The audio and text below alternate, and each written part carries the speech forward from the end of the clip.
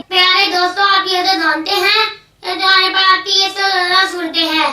प्यारे दोस्तों, कि आप जानते हैं कि तुम्हारे पाक की सूरत नंबर 46 का क्या नाम है, इसमें कितनी आयत और कितने रकू हैं, और ये मत्ती है या मन्नी, और ये किस पारे में है। तो प्यारे दोस्तों, तुम्हारे पाक की सूरत नंबर 46 का नाम सूरत अहकाफ है।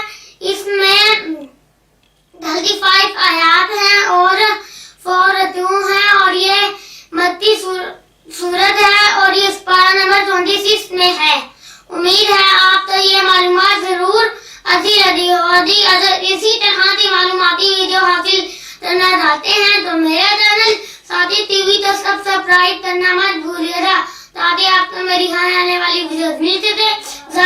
अल्लाह।